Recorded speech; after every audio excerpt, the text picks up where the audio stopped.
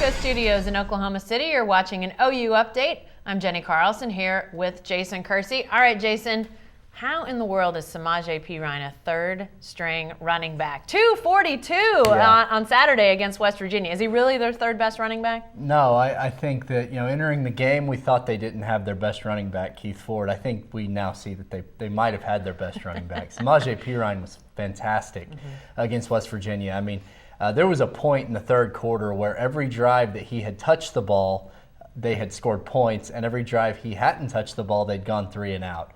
So it kind of became a little bit of a joke, like, well, they need to give him the ball on every drive. They'd score every drive. So, he was fantastic against West Virginia. He sort of played this year's role of Tavon Austin, the guy that couldn't be stopped at West Virginia Stadium in this matchup.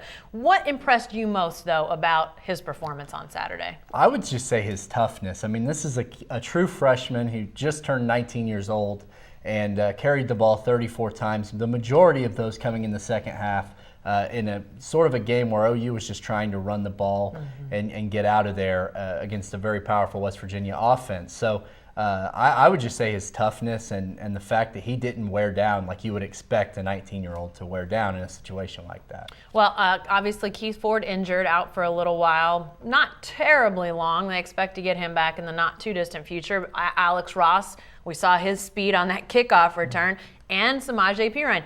How are these guys going to mix and match? Does Perine become the starter, or is he the guy that gets the bulk of the carries? How does this all work moving forward? Well, really, so far this season, he's been the guy that's gotten the bulk of the carries in a couple of games. He wound up having the most carries against Tennessee and against Louisiana Tech. So I could easily see him getting the most carries even when Keith Ford comes back. I still think Alex Ross is going to be sort of the third option at running back. He's really fast. He brings something different to the table, but he's not really a between the tackles kind of guy.